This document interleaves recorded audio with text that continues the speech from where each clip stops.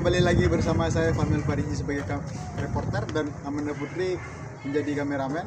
Saya sedang melaporkan dari pusat gempa. Telah terjadi getaran di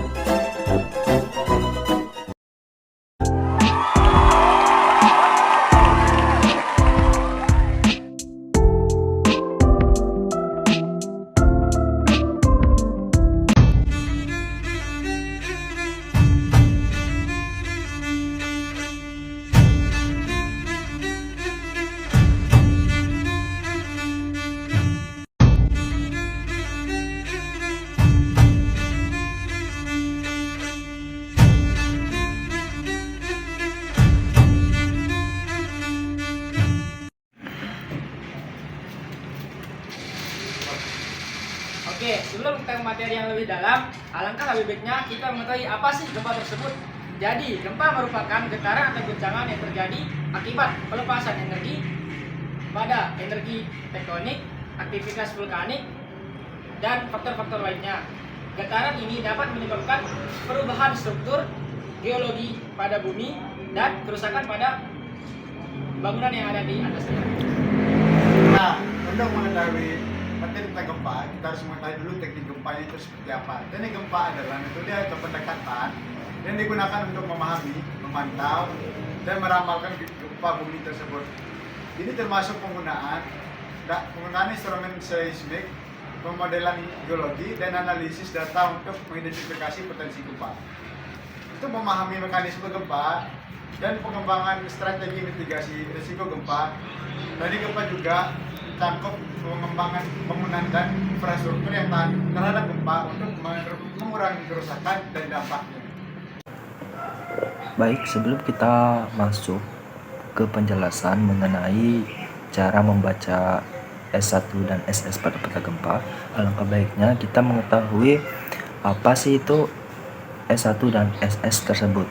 Jadi, S1 adalah singkatan dari skala intensitas gempa satuan. Skala ini digunakan untuk mengukur intensitas gempa bumi dan dampaknya pada permukaan bumi. Nilai S1 biasanya bersekitar antara 1 hingga 12, dengan 1 menunjukkan gempa yang hampir tidak terasa dan 12 menunjukkan kerusakan yang sangat parah. SS adalah singkatan dari skala Sigma.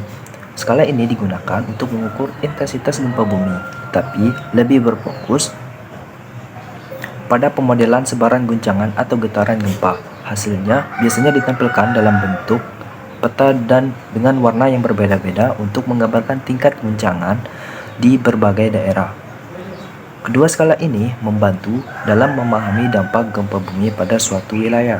Dengan S1 lebih berfokus pada dampak pada manusia dan bangunan, sementara SS lebih berfokus pada pemodelan guncangan.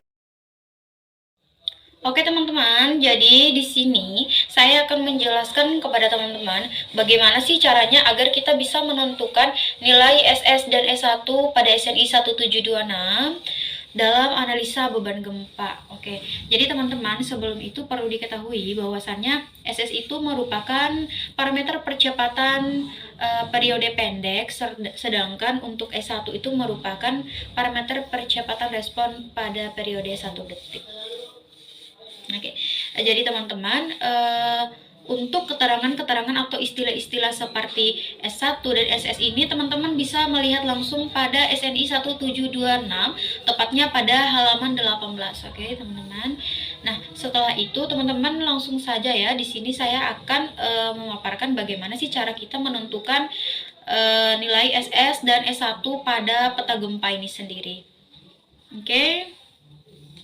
Jadi teman-teman, untuk peta gempanya kita juga bisa melihat di SNI 1726 ini sendiri, tepatnya pada gambar 15 dan 16. Pada gambar 15 itu untuk peta gempa bagaimana caranya agar kita bisa menentukan nilai SS. Sedangkan pada gambar 16 itu bagaimana cara kita untuk menentukan nilai S1. Oke.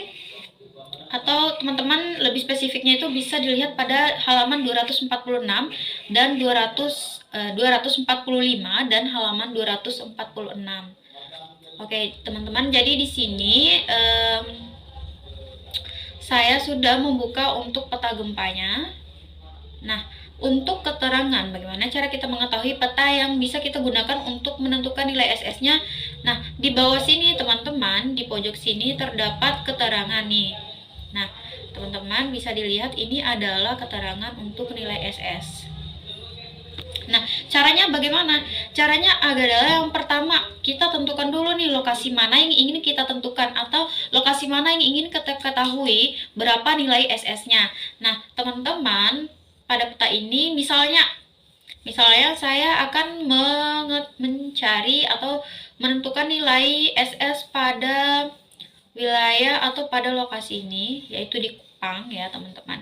Jadi teman-teman, untuk menentukan nilainya adalah kita menentukan atau kita memperhatikan indikator warna pada peta tersebut. Nah, jadi pada wilayah Kupang ini teman-teman, indikator warnanya adalah warna bata ya teman-teman. Ini warna bata pada indikator warna yang terdapat pada wilayah Kupang ini. Nah, ketika kita sudah menentukan atau kita sudah mengetahui bahwasannya warna di wilayah Kupang ini adalah warna bata untuk indikator warnanya, maka kita bisa menyesuaikan dengan warna yang berada di bawah. Nah, di bawah peta ini teman-teman terdapat warna-warna yang sesuai dengan warna pada peta di atas. Nah, dari warna-warna di bawah ini, warna-warna keterangan ini bisa kita sesuaikan nilainya atau besar angkanya dengan warna yang sesuai dengan wilayah atau lokasi yang kita tentukan sebelumnya pada peta. Nah, untuk wilayah Kupang ini sendiri teman-teman, kembali lagi, jadi ini kan warna bata. Nah, tentu saja kita perhatikan warna yang sama dengan wilayah Kupang ini warna yang mana. Nah, warna yang sama adalah warna yang ini teman-teman, ini warna bata. Nah, jadi bisa disimpulkan bahwasannya di wilayah Kupang ini untuk nilai SS-nya adalah 1,0 sampai dengan 1,2G. Nah, begitu teman-teman cara kita untuk menentukan nilai SS-nya. Tidak jauh berbeda atau tidak berbeda dengan cara menentukan nilai SS ini. Cara menentukan nilai S1-nya pun sama dengan cara demikian. Oke teman-teman, lanjut pada gambar 16. Nah, sama seperti yang di atas tentunya. Jadi di sini terdapat keterangan bahwasannya ini adalah peta untuk menentukan nilai S1-nya. Oke, jadi untuk nilai 1 kita langsung saja mengambil lokasi yang sama seperti yang kita gunakan atau yang kita tentukan sebelumnya. Lokasi yang ingin kita ketahui ya kan, teman-teman. Jadi di sini terdapat di Kupang ini teman-teman indikatornya adalah warna krem ini. Ya, di sini ada warna krem. Jadi kita sesuaikan lagi. Warna krem ini untuk keterangan angka atau nilainya itu berapa. Nah, jadi warna krem ini teman-teman bisa dilihat di sini nilainya adalah 0,3 sampai dengan 0,4G. Nah, begitu teman-teman untuk cara kita bisa menentukan nilai dari SS dan S1. Tinggal kita sesuaikan lokasi mana dulu yang ingin kita tentukan atau lokasi mana yang ingin kita ketahui berapa nilai SS-nya dan berapa nilai S1-nya.